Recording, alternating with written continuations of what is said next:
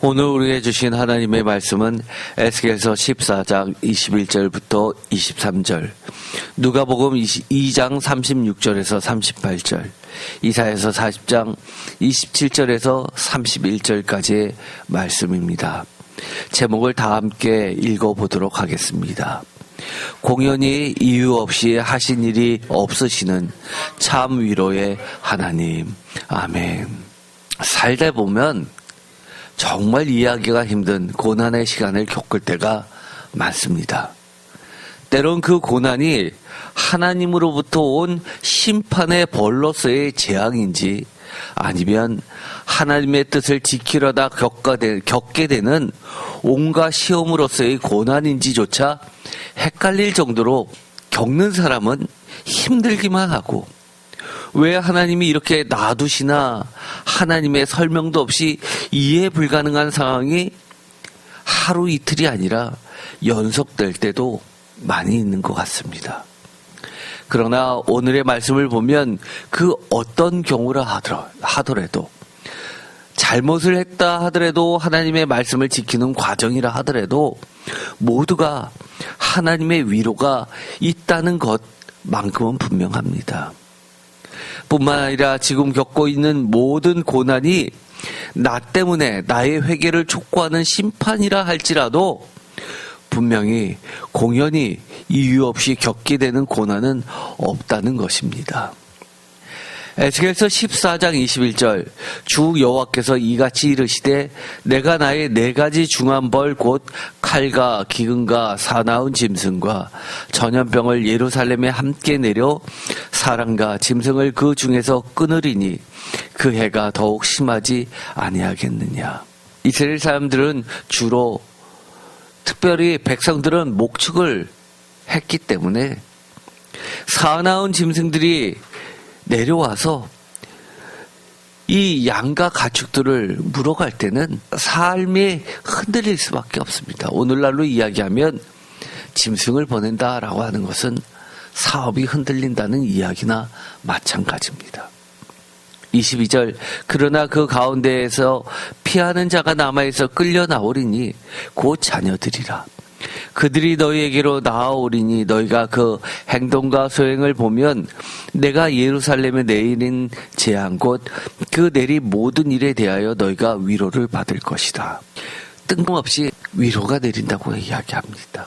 심판을 당한 것이 분명한데도 불구하고 하나님은 위로를 받게끔 해주신다는 겁니다. 앞뒤가 안 맞는 말씀 같습니다. 그런데 23절에 너희가 그 행동과 소행을 볼 때 그들에 의해 위로를 받고 내가 예루살렘에서 행한 모든 일이, 다 같이 읽겠습니다. 이유 없이 한 것이 아닌 줄을 알리라. 주 여호와의 말씀이니라. 표준세 번역으로도 읽겠습니다. 너희가 그들의 악한 행실과 행동을 보면 너희가 위로를 받고 내가 예루살렘에서 한 모든 일이, 다 같이 읽겠습니다.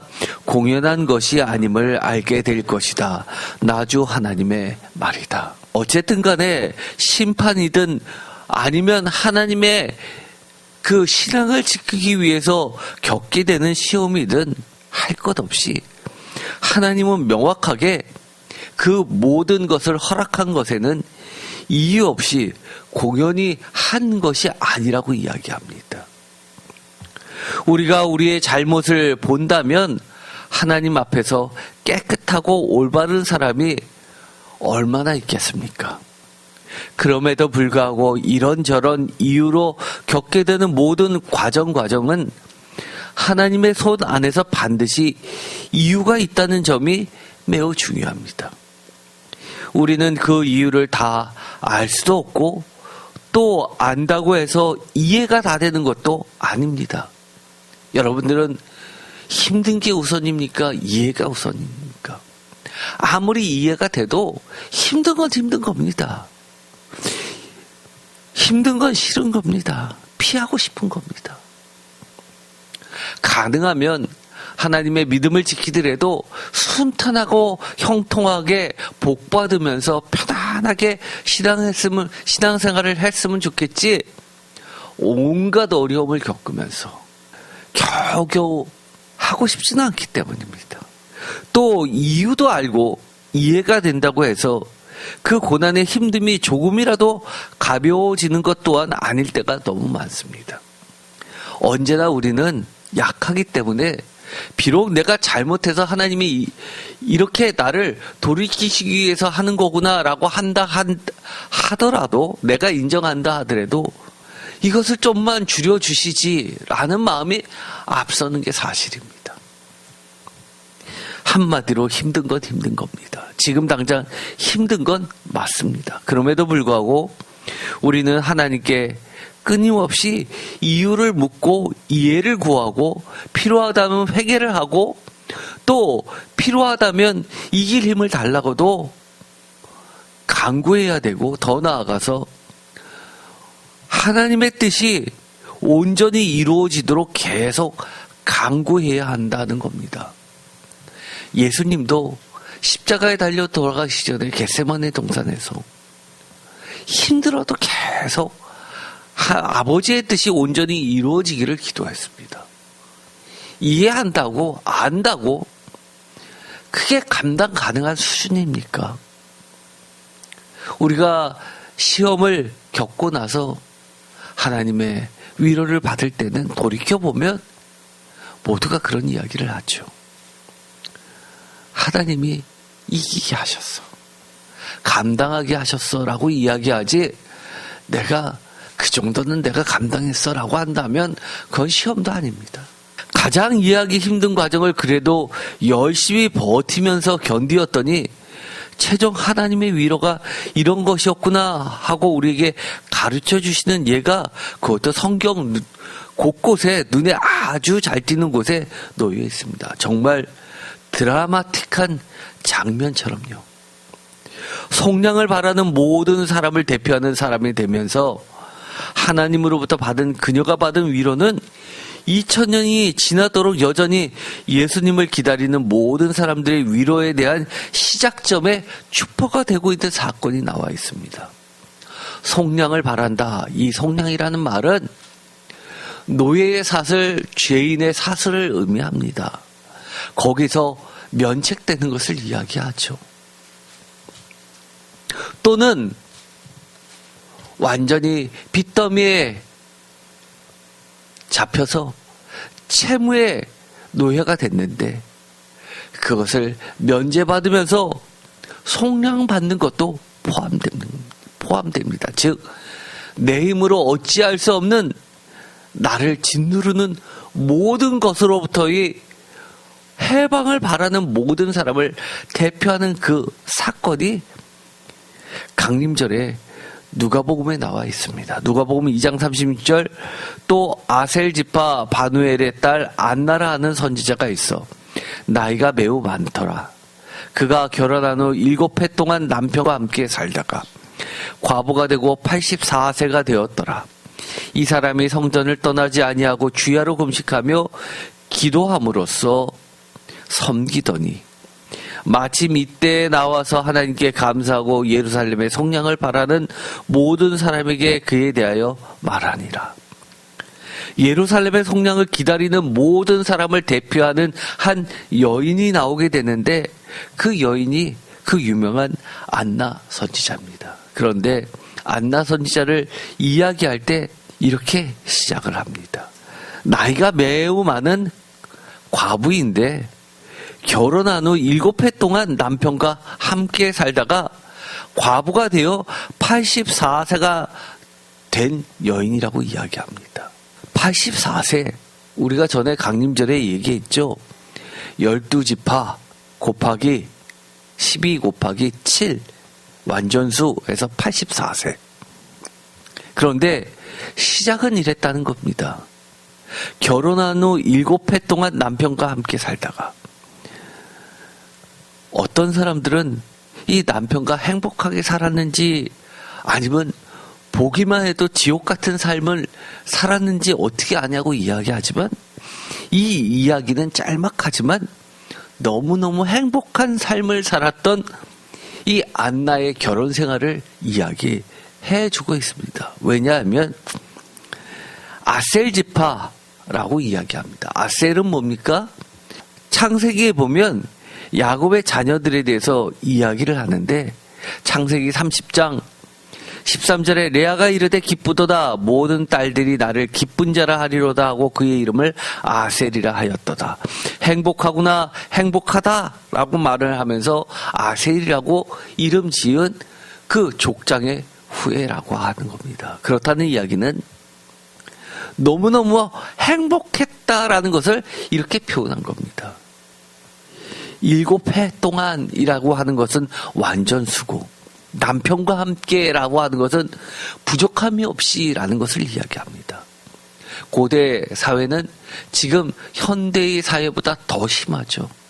현대는 과부가 돼서 여인이 혼자 살아서 자녀들을 키우는 거 쉽지 않습니다. 그런데 고대 사회는 일을 할 수 있었느냐? 불가능했습니다. 생존이 불가능한 사회였다는 겁니다. 남편은 늘 이 부인을 책임져주고 자녀를 책임져주는 기둥과 같은 우상과 같은 존재였고 한마디로 부족함 없이 살았다라는 표현을 이렇게 한 겁니다.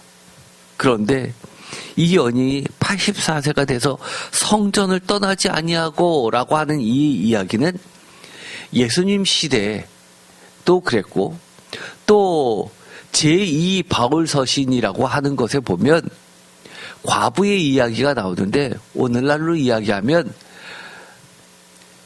과부의 의미가 아니라 집사, 권사처럼 전문 직책을 이야기합니다. 남편을 잃어서 사회 변두리로 밀려간 여인들이 오늘날로 이야기하면 수녀처럼 수도원에 들어가서 나머지 일생을 사는 것처럼 그렇게 사는 여인을 과부라고 불렀던 초대교회의 전통을 그대로 간직하고 있는 겁니다. 그러면서 성전에 살면서 성전에서 온갖 허드렛 일이 많이 있지 않습니까?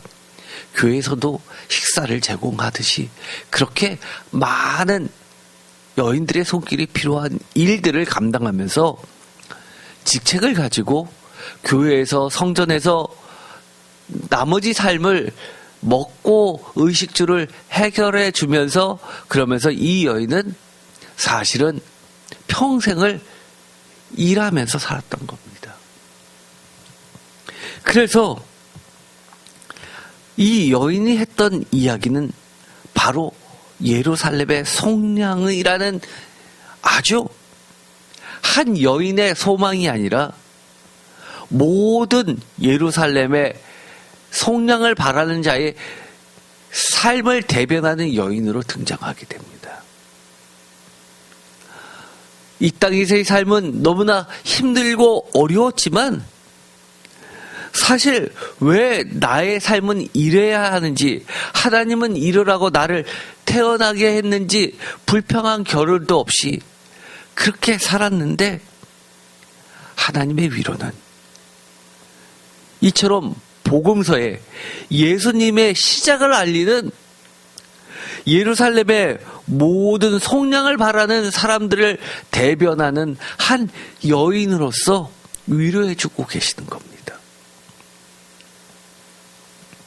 얼마나 힘들었었는지 왜 그런 삶을 살게 된 사연 같은 것은 일체 언급이 없이 하나님의 기술은 서술은 오직 얼마나 크고 놀라운 하나님의 위로가 있었는지에만 초점이 맞춰져 있습니다.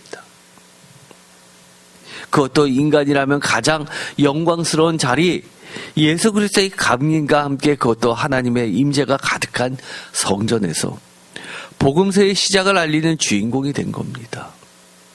여러분은 하나님의 위로를 받는다 치면 어떤 위로를 받으면 좋겠습니까? 여러분에게만 위로가 되었으면 좋겠습니까? 아니면 모든 사람이 바라는 나도 하나님으로부터 저런 위로 받고 싶어 라는 대표적인 위로를 받고 싶습니까? 그것은 비교 불가능하죠.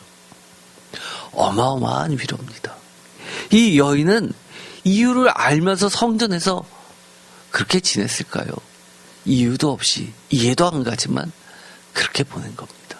이 아셀이라는 지파에 대해서 야곱이 축복을 할 때 이렇게 축복을 합니다. 창세기 49장 20절 아셀에게서 나는 먹을 것은 기름진 것이라 그가 왕의 수라상을 차리리로다. 임금님의 수라상을 맡을 것이다. 고대로 갈수록 먹고 사는 게 굉장히 중요하죠. 최고의 세상에서 누릴 수 있는 것을 다 누릴 수 있는 그런 자리에 있던 자. 다만 아셀, 기쁨, 행복, 지파, 완전수 7년의 결혼 생활 등을 통해 조금도 부족함 없는 행복한 나날들 정도라는 것만큼은 상징적 언어를 통해 알 수 있습니다. 반면 고대 사회에 가보는 삶의 영위 자체가 불가능한 생존의 위협이 있어 종속된 노예의 삶 대신에 성전에서 과부를 하는 전문 직책을 통해 성정 봉사의 대가로 여생을 겨우 유지했던 여인의 삶이 그만큼 흑백 논리처럼 뚜렷하게 대조되고 있을 뿐입니다. 때론 우리들도 마찬가지로 하나님의 인도하심은 우리의 이해를 뛰어넘을 때도 많습니다. 하나님은 언제나 그럼에도 불구하고 가장 선하신 뜻을 가지고 계시며 우리로 하여금 위대한 신앙 고백을 이 안나처럼 하게 만드십니다. 예를 들어서 창세기 45장 보면 요셉의 고백이 나오죠. 모두 다 아는 내용입니다. 다시 한번 우리가 정리할 필요가 있습니다.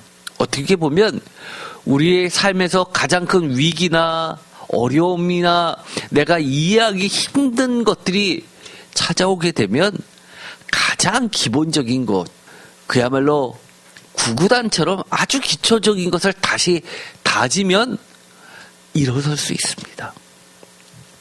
창세기 45장 5절 당신들이 나를 이곳에 팔았다고 해서 근심하지 마소서, 한탄하지 마소서.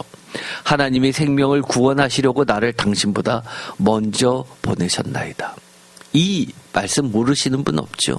자신을 팔아 종살이하게 했던 형들을 마주하면서 했던 이야기입니다. 요셉의 이야기는 지금도 교회에서 단골 설교 내용입니다. 위대한 고백이죠. 이 고백이 요셉을 위대하게 만듭니다. 이것을 보면 왜 야곱이 요셉에게 2배의 축복을 줬는지, 2배의 축복이라는 게 뭡니까? 고대 사회에서는 장자권을 주는 겁니다. 장자권을 줬는지 충분히 납득이 가죠. 북이스라엘의 10개 지파 중에서 오직 이 요셉 지파의 2 아들만 각각 하나의 땅들을 분배받으면서 2 몫을 받습니다. 장자라는 이야기입니다. 그래서 이 장자를 따라서 12지파 중에 무려 10개 지파가 따르게 됩니다. 언제나 이 에브라임과 므낫세는 이스라엘 12지파의 장자 역할을 해왔던 겁니다. 요셉 지파입니다. 2번째, 또 이것도 있죠. 하박국 선지자입니다. 하박국 2장 1절 내가 내 파수하는 곳에 서며 성루에 서리라. 그가 내게 무엇이라 말씀하실는지 기다리고 바라보면 나의 질문에 대하여 어떻게 대답하실는지 보리라 하였더니 라고 하면서 하나님께 질문을 드리죠. 그런데 2절에 여호와의 답변이 나오는데 여호와의 답변을 보면 이 하박국 선지자가 했던 질문의 답변이 아닙니다. 본인이 듣고 싶었던 답변이 아닙니다. 하나님의 일방적인 선언이십니다. 여호와께서 내게 대답하여 이르시되 너는 이 묵시를 기록하여 판에 명백히 새기되 달려가면서도 읽을 수 있게 하라. 이 묵시는 정한 때가 있나니 그 종말이 속히 이르겠고 결코 거짓되지 아니하리라. 비록 더딜지라도 기다리라. 지체되지 않고 반드시 응하리라. 원하는 답변을 듣지 못했던 하박국 선지자, 그러나 이 하박국 선지자의 그 위대한 신앙 고백이 그 다음 장에 나옵니다. 하박국 3장 17절 너무나 유명하죠. 비록 무화과 나무가 무성하지 못하며 포도나무에 열매가 없으며 감람나무에 소출이 없으며 밭에 먹을 것이 없으며 우리의 양이 없으며 외양간에 소가 없을지라도 다 같이 읽겠습니다. 나는 여호와로 말미암아 즐거워하며 나의 구원의 하나님으로 말미암아 기뻐하리로다. 주 여호와는 나의 힘이시라. 나의 발을 사슴과 같게 하사 나를 나의 높은 곳으로 다니게 하시리로다. 이 노래는 지혜하는 사람을 위하여 내 수금에 맞춘 것이니라. 아멘. 못하며 없으며 없을지라도 라는 그 위대한 고백을 하게 만든 겁니다. 나는 여호와로 말미암아 즐거워하며 나의 구원의 하나님으로 말미암아 기뻐하리로라 라는 이 하박국 선지자의 이 찬양은 하나님이 이해가 됐다는 겁니까? 이 모든 상황이 감당 가능하다는 겁니까? 전혀 관련이 없는 이야기입니다. 하나님의 일방적인 그 선언 앞에서 하나님의 위대한 신앙 고백을 이 하박국은 깨닫게 되고 우리에게 이 이면에 가려진 수많은 신앙적 갈등을 뛰어넘은 위대한 신앙 고백을 듣게 합니다. 나는 여호와로 말미암아 즐거워하며 나의 구원의 하나님으로 말미암아 기뻐하리로다. 주 여호와는 나의 힘이시라. 나를 나의 높은 곳으로 다니게 하시리로다. 아멘입니다. 많은 사람들이 그렇게 생각합니다. 목사님을 무슨 점쟁이 취급합니다. 내가 어려운 일들에서 기도 부탁하면 하나님으로부터 음성이 들어와서 무당이 얘기해 주는 것처럼 어떤 답변을 원합니다. 또 신앙이 좋은 사람은 마치 내가 성령의 은사가 강하다는 것을 과시하기 위해서 꿈을 꿨다고 이야기하면서 음성을 들었다고 하면서 예언 비슷한 이야기를 합니다. 성경은 그렇게 얘기하지 않습니다. 성경은 우리의 이해와 내 감당할 수준과 나의 온전함 정도하고는 관계없이 하나님은 하나님의 일을 하십니다. 하나님의 뜻을 이루십니다. 부족하면 부족한 하나님의 백성을 온전하게 이끄시고 잘못했으면 잘못한 것을 깨끗게 하시면서 다시금 이끌어 가십니다. 그 과정 중에 하나님의 뜻이 온전히 있을 때 우리가 비로소 위로를 받게 되고 그 하나님의 위로는 우리의 이해를 뛰어넘어서 비교할 수 없는 위로가 됩니다. 또 있죠. 다니엘입니다. 다니엘서 3장 17절 왕이여 우리가 섬기는 하나님이 계시다면 우리를 맹렬히 타는 풀무불 가운데서 능히 건져내시겠고 왕의 손에서도 건져내시리라. 여기까지는 다 아시죠. 18절 왜 이렇게 됐습니까? 신앙을 지키다가 이렇게 됩니다. 하나님 신앙을 지키다가 이렇게 됐으니 하나님 구해주세요 라고 기도하는 것이 저를 포함한 대부분의 신앙인들의 기도입니다. 그런데 18절에 보면 이렇게 이야기하죠. 다 같이 읽겠습니다. 그렇게 하지 아니하실지라도 왕이여 우리가 왕의 신들을 섬기지도 아니하고 왕이 세우신 금신상에게 절하지도 아니할 줄을 아옵소서. 아멘. 표준세번역을 읽겠습니다. 다 같이 읽겠습니다. 비록 그렇게 되지 않더라도 우리는 임금님의 신들은 섬기지도 않고 임금님이 세우신 금신상에게 절을 하지도 않을 것입니다. 굽어 살펴주십시오. 아멘. 위대한 고백. 그렇게 하지 아니하실지라도 라고 이야기합니다. 아주 우리 어릴 때부터 이 다니엘의 이 신앙 고백은 유치부에서부터 선생님으로부터 들어왔던 재미난 이야기였습니다. 점점 크면 클수록 저는 이 이야기가 단순히 재미있는 이야기일까? 무서운 이야기입니다. 저는 이 자리까지 갈 수 있을까? 저는 자신 없고 못 갑니다. 그럼에도 불구하고 우리는 이러한 자리까지 가도록 늘 하나님의 손을 붙잡으려고 애쓰는 것만큼은 분명하죠. 막상 다치면 모릅니다. 다 대부분이 쓰러지겠죠. 그러나 위대한 고백을 하게 합니다. 다니엘이라고 뭐 고민이 없었겠습니까? 마음이 복잡하지 않았겠습니까? 그러나 이해를 뛰어넘는 하나님의 놀라운 은혜가 다니엘에게 있었다는 것을 우리 모두가 압니다. 또 아브라함 이야기도 있죠. 창세기 13장. 특히 아브라함은 사람의 눈과 하나님의 눈, 여호와의 눈에 얼마나 차이가 있는지를 가르쳐주는 위대한 사건이죠. 창세기 13장 10절 이에 롯이 눈을 들어 요단 지역을 바라본즉 소알까지 온 땅에 물이 넉넉하니 여호와께서 소돔과 고모라를 멸하시기 전이었으므로 여호와의 동산 같고 애굽 땅과 같았더라. 뭐 같았다고요? 여호와의 동산 같았다라고 이야기합니다. 애굽 땅과 같았다. 세상에서 이것보다 더 나은 곳이 있었을까요? 11절 그러므로 롯이 요단 온 지역을 택하고 동으로 옮기니 그들이 서로 떠납니다. 창세기 13장 14절 롯이 아브라함을 떠난 후에 다 같이 읽겠습니다. 여호와께서 아브라함에게 이르시되 너는 눈을 들어 너 있는 곳에서 북쪽과 남쪽 그리고 동쪽과 서쪽을 바라보라. 보이는 땅을 내가 너와 내 자손에게 주리니 영원히 이르리라. 내가 내 자손이 땅에 티끌 같게 하리니 사람의 땅에 티끌을 능히 셀 수 있을진데 내 자손도 세리라. 너는 일어나 그 땅을 종과 횡으로 두루 다녀보라. 내가 그것을 내게 주리라.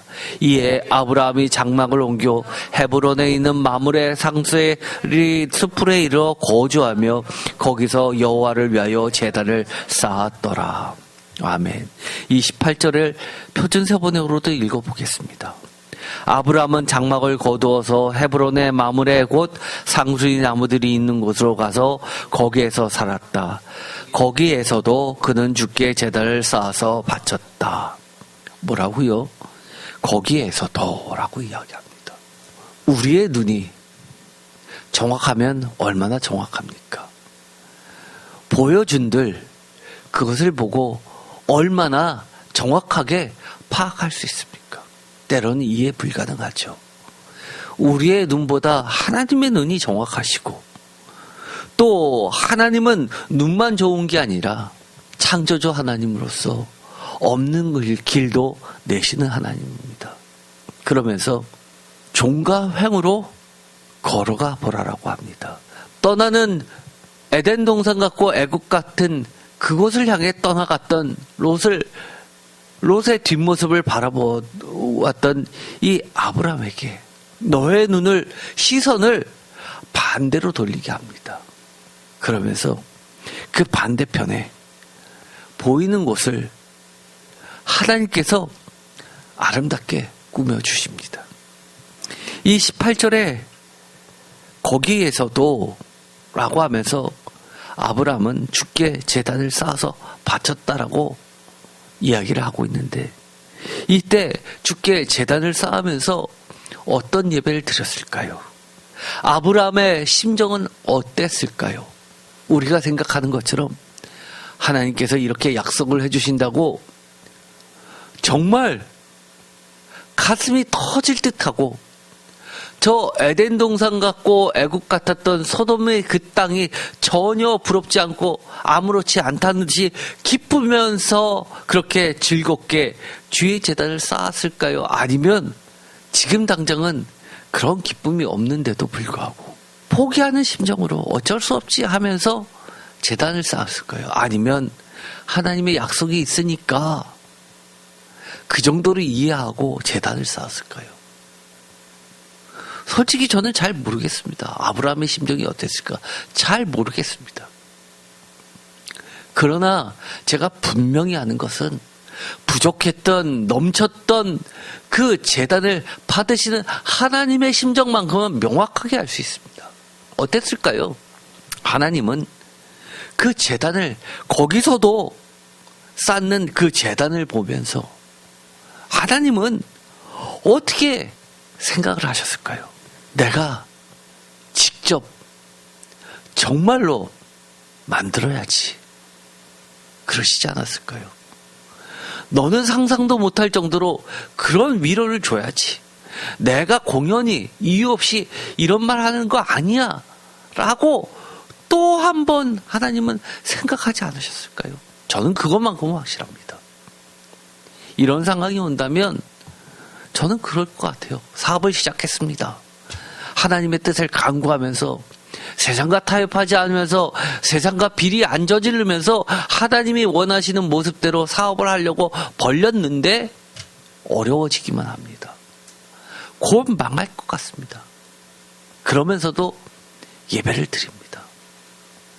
그때 예배의 그 심정은 무너지는 심정일 것입니다. 그럼에도 불구하고 받으시는 하나님의 그 심정은 우리랑은 다를 겁니다. 그 땅이 지금 척박한 땅처럼 보여도 하나님이 약속한 그 땅은 에덴 동산입니다. 사실 이 짤막한 이 이야기는 아브라함이 왜 믿음의 조상이 되었는지를 그의 삶에서 명확하게 보여주는 사건입니다. 여러분 혹시 이러신 적 없으세요? 하나님, A라는 대학을 선택해야 됩니까? B라는 대학을 선택해야 됩니까? 동쪽으로 이사를 가야 됩니까? 서쪽으로 이사를 가야 됩니까? 이것을 해야 합니까? 저것을 해야 합니까? 이것이 더 잘 될 것 같습니까? 저것이 더 잘 될 것 같습니까? 그런 기도보다도 하나님, 이렇게 하는 것이 하나님이 싫어하십니까? 이렇게 하는 것을 하나님이 더 좋아하십니까? 내가 이렇게 하면 하나님의 뜻에 어긋납니까? 이렇게 하는 것이 하나님의 뜻을 지키는 겁니까? 라고 기도 제목을 바꿔보셨습니까? 제가 남을 속이면서 저 파트너와 손을 잡으면 돈을 잘 벌 수 있는데 그런 걸 잃지 않으면 저는 어려워질 수밖에 없는데 그래도 하나님은 어떤 거를 더 기뻐하십니까? 라고 물어보시면서 기도해 보셨습니까? 이런 겁니다. 하나님은요, 뭐를 정해놓고 있지 않습니다.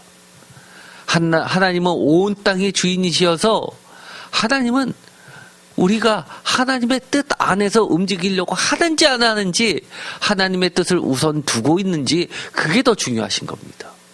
만약에 하나님께서 우리에게 나타나서 너는 일어나 그 땅을 종과 횡으로 두루 다녀보라 내가 그것을 내게 주리라 라고 했으면 그래 하나님이 주셨으니까 내가 열심히 종과 횡으로 두루 다니면서 이 땅에도 내가 말뚝을 받고 저기에도 말뚝을 받고 뭐하고 이런 것만 생각하십니까? 아니면 아브라함처럼 거기서도 여호와를 위하는 일을 찾고 쌓는 일부터 하십니까? 또 한 예가 있습니다. 이사야서 30장에 보면 하나님께서 이사야 선지자에게 이렇게 이야기하십니다. 이사야서 30장 21절 너희가 오른쪽으로 치우치든지 왼쪽으로 치우치든지 다 같이 읽겠습니다. 내 뒤에서 말소리가 내 귀에 들려 이르기를 이것이 바른 길이니 너희는 이리로 가라 할 것이며 바른 길이 뭡니까? 하나님이 기뻐하시는 길입니다. 빛의 길이고 예수님이 원하시는 길입니다. 하나님의 뜻이 온전히 세워지는 길입니다. 때로는요, 우리가 하나님을 잘 섬기고 싶은데도 오른쪽으로 잘못 갈 수도 있고요, 왼쪽으로 잘못 갈 수도 있습니다. 다 안다고 제대로 갑니까? 아니죠. 그럼에도 불구하고 하나님은 걱정하지 말아라고 이야기합니다. 하나님 안에 있으려고만 하면 하나님이 인도해 주신다는 겁니다. 또 이런 이야기가 있죠. 열왕기상 19장에 보면 그 유명한 엘리야의 이야기가 나옵니다. 19장 14절 그가 대답하되 내가 만군의 하나님 여호와께 열심히 유별하오니 이는 이스라엘 자손이 주의 언약을 버리고 주의 제단을 헐며 칼로 주의 선지자들을 죽였으며며 오직 나만 남았구늘 그들이 내 생명을 찾아 빼앗으려 하나이다. 이 유명한 사건이죠. 엘리야는 지칠 대로 지쳤습니다. 오직 나만 남았고 죽을 것 같다고 하나님께 이야기합니다. 15절 여호와께서 그에게 이르시되 너는 내 길을 돌이켜 광야를 통하여 다메섹에 가서 이르거든 하사엘에게 기름을 부어 아람의 왕이 되게 하고 너는 또 님시의 아들 예후에게 기름을 부어 이스라엘의 왕이 되게 하고 또 아멜 모올라 사밧의 아들 엘리사에게 기름을 부어 너를 대신하여 선지자가 되게 하라. 17절 하사엘의 칼을 피하는 자를 예후가 죽일 것이요 예후의 칼을 피하는 자를 엘리사가 죽이리라. 18절 그러나 내가 이스라엘 가운데 다 같이 읽겠습니다. 7,000명을 남기리니 다 바알에게 무릎을 꿇지 아니하고 다 바알에게 입맞추지 아니한 자니라. 아멘. 엘리야가 나만 남았다고 합니다. 그런데 하나님은 뭐라고 이야기하십니까? 아니야. 7,000명을 남겨두었어 라고 이야기합니다. 그러면 그럴 겁니다. 7,000명이든 700만이 남든 무슨 상관이야. 내가 힘든데 나를 구원해 주시는 게 더 중요하죠. 그게 아니죠. 엘리야가 한 명이서 바알을 섬기는 자와 아세라를 섬기는 자 선지자들 수백 명을 물리치는데 하나님이 남겨둔 7,000명이 일어서면 어떻게 되겠습니까? 온 세상이 하나님의 나라로 뒤집어집니다. 이 7,000명이 남았다는 이야기는 이 엘리야가 느끼는 그 하나님의 대답은 한마디로 입을 다물지 못하게 하는 숫자입니다. 엘리야의 고난 오직 나만이라는 한 명 앞에 하나님의 위로 7,000명 즉 7 곱하기 완전수인데 영원한 만수죠. 1,000입니다. 또 1,000은 10 곱하기 10 곱하기 10 또는 100 곱하기 10 1,000은 족장의 수이기도 합니다. 그래서 광야를 나갈 때 1,000이라는 숫자를 이용해서 이야기합니다. 13만 명 할 때 130, 1,000 이런 식으로 이 완전수를 이야기합니다. 사실 이 사건은 배경이 있습니다. 바로 전장의 열왕기상 18장 3절 아합이 왕궁 맡은 자 오바다를 불렀으니 이 오바다는 여호와를 지극히 경외하는 자라. 4절 이세벨이 여호와의 선지자들을 멸할 때 오바다가 선지자 100명을 가지고 50명씩 굴에 숨기고 떡과 물을 먹였더라. 다 죽어갑니다. 사라지고 있습니다. 이제 한 명만 남았다고 생각합니다. 그런데 이 오바댜 이응 비읍 디귿 자음만을 생각할 때 제일 먼저 떠오르는 게 뭡니까? 에베드, 종입니다. 종. 하나님의 종으로서의 오바댜는 선지자 오바댜도 있죠. 그렇지만 하나님의 종으로서의 오바댜는 여호와를 경외하는 자 중에서도 지극히 경외하는 자라고 소개를 합니다. 100명, 아까 1,000명이죠. 이것보다 10배입니다. 50명씩, 50명이라는 것은 모세 오경의 5 완전수입니다. 거기다 10입니다. 완전수의 갑절의 의미를 가지고 있습니다. 그런데 하나님께서 이 엘리야에게 위로를 주시면서 또 엘리야를 광야에서 숨기시면서 가뭄에서도 이 까마귀를 통해서 엘리야를 살리십니다. 제가 전에도 설교했죠. 엘리야의 까마귀가 히브리어는 오렙입니다. 그런데 오렙하고 오벳하고 발음이 비슷하죠. 언어 유래하고 있습니다. 워드플레이. 하나는 까마귀, 하나는 비슷한 말로 해서 종. 하나님의 여호와의 종. 그래서 여호와의 종은 여호와의 오벳은 여호와의 오렙을 통해서 지키시고 보호하시고 살리시는 하나님을 보여주는 사건입니다. 부정한 짐승 까마귀를 통해서 라는 의미가 아니라 하나님의 종을 하나님이 책임지시는 것을 강조하고 있는 겁니다. 이사야서 30장 21절 너희가 오른쪽으로 치우치든지 왼쪽으로 치우치든지 내 뒤에서 말소리가 내 귀에 들려 너는 이리로 가라 라고 하시는 그 하나님의 이 말씀은 한마디로 이야기해서 하나님의 계획을 나타내고 계십니다. 끝까지 하나님의 돌보심과 인도하심을 믿고 우리는 어떠하라는 겁니까? 계속 믿음의 길로만 순종하면서 따라가라는 거죠. 다른 이야기 아닙니다. 또 마가복음 15장에 보면 정말 이해 안 가는 불가사의한 사건 하나를 끼워 넣습니다. 마가복음 15장 21절 마침 알렉산더와 루퍼의 아버지인 구레네 사람 시몬이 시골로부터 와서 지나가는데 그들이 그를 억지로 같이 가게 하여 예수의 십자가를 지우고 라고 하면서 갑자기 구레네 사람 시몬이 예수님의 십자가를 대신 지는 사건이 발생합니다. 어떤 사람은 그렇게 이야기죠. 웬 날벼락이냐고. 왜 예수님의 십자가를 그렇게 지게 하냐고. 이게 하나님의 공정하신 하나님이냐고. 하나님의 사랑이 이런 거냐고. 이해가 안 간다고 이야기합니다. 그러나 가만 생각해 보세요. 우리는 구레네 사람 시몬 같은 사람 아닙니까? 우리가 언제 하나님의 십자가를 찾기 위해서 달려왔던 사람들입니까? 도망갈 대로 도망가고 피할 대로 피하다가 우연찮게 하나님의 사랑을 경험하고 하나님의 매인 사람들이 되는 겁니다. 심지어 로마서 16장에 보면 이렇게 이야기합니다. 16장 13절 다 같이 읽겠습니다. 주 안에서 택하심을 입은 루포와 그의 어머니에게 문안하라. 그의 어머니는 곧 내 어머니니라. 바울이 로마에다가 편지를 씁니다. 로마 교회에다가. 그런데 그 쓸 때 루포에게 쓰게 되죠. 그런데 이 구레네 사람 시몬은 루포의 아버지로 소개하고 있습니다. 초대교회 전승에 의하면 이 구레네 사람 시몬은 초대 원시 기독교 공동체에서 대단한 지도자로 활약을 하게 됩니다. 위대한 신앙인이 되죠. 사실 이 루포가 그 루포인지 아닌지 맞는지도 정확하게는 모릅니다. 왜냐하면 성서의 자료는 굉장히 적게 나와 있기 때문입니다. 그런데 이것이 같다라고 봤을 때 전승에 의해서 초대교회에 내려오는 유전들을 통해서 보면 같다라고 하는데 심지어 사도 바울이 이렇게 이야기합니다.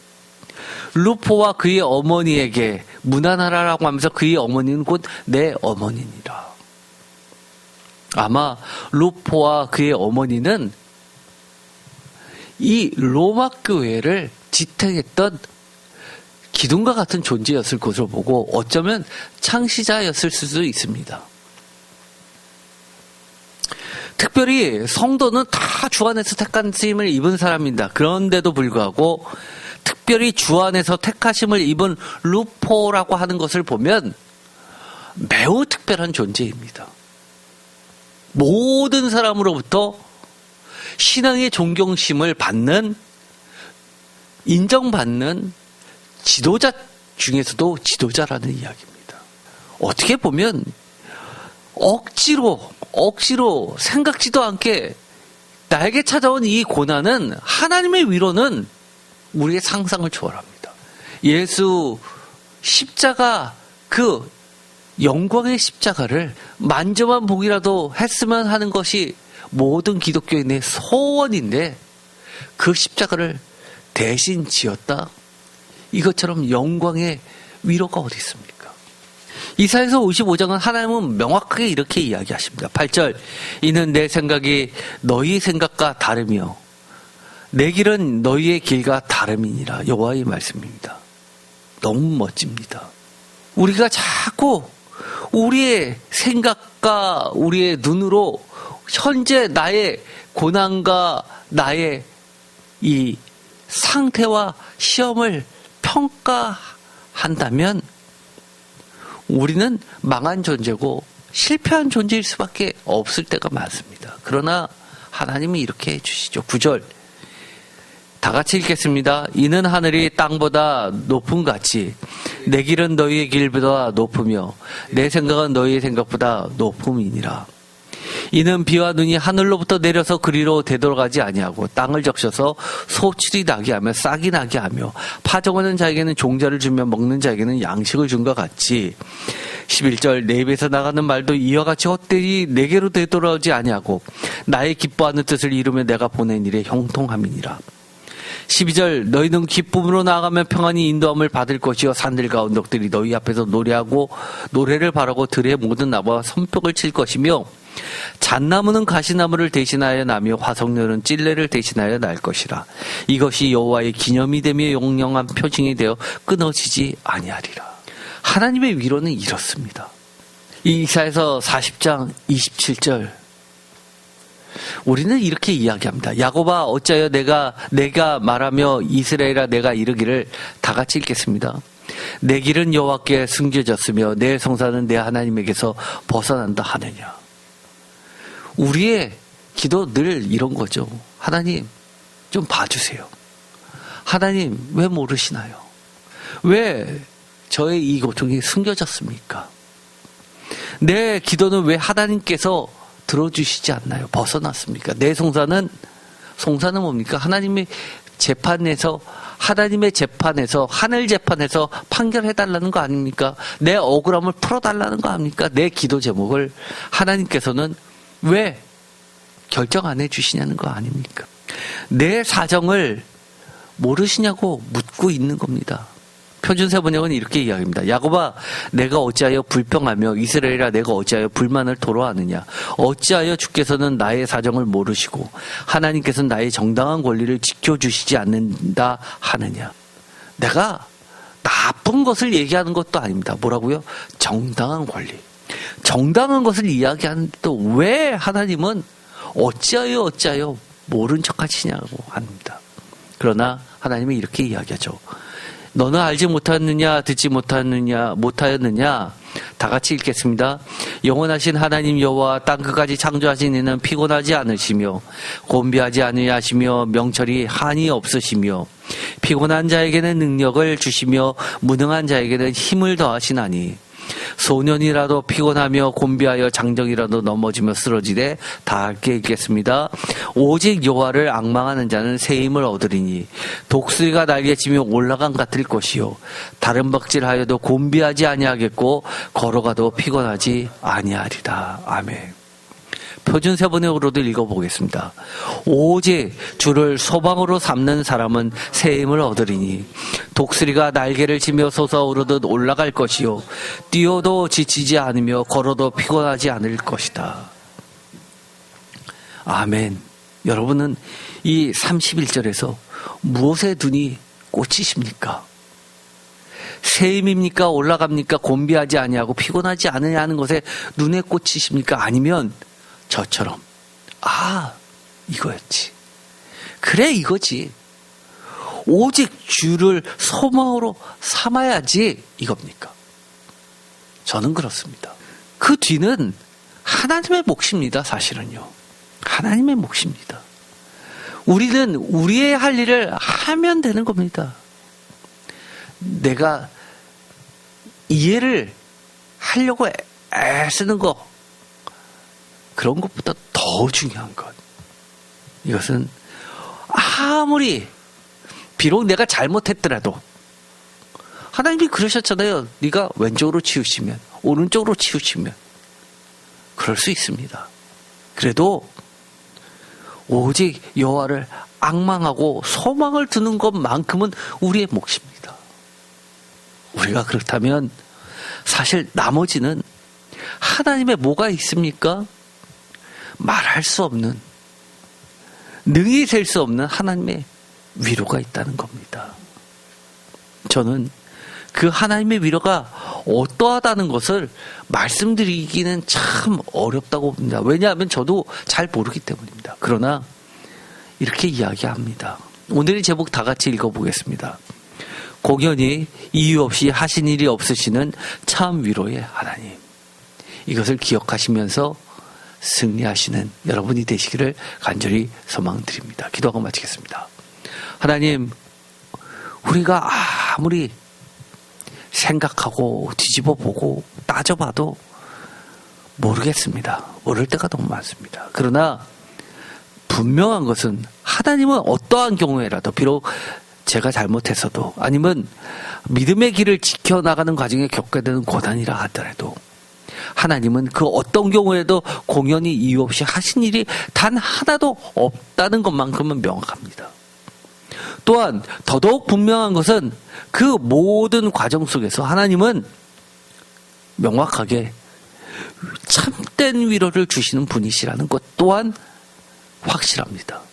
우리가 끝까지 어떠한 경우라도 오직 주께만 소망을 두고 살아가는 존재들 되게 하여 주시옵소서. 우리의 모든 송사가 정당한 권리가 하나님 앞에 낱낱이 알려졌다라고 믿게 하시고 주님이 들으시고 분명한 이유, 분명한 목적으로 하나님께서 그 온전한 뜻을 속히 이루어 주시옵소서. 우리도 안나처럼 이스라엘의 속량을 바라는 자들 중에 한 명입니다. 정말 자유하고 싶습니다. 해방받고 싶습니다. 정말 기쁨을, 참된 기쁨을 누리길 원합니다. 하나님, 그렇게 하여 주시옵소서. 예수 그리스도의 이름으로 기도드립니다. 아멘.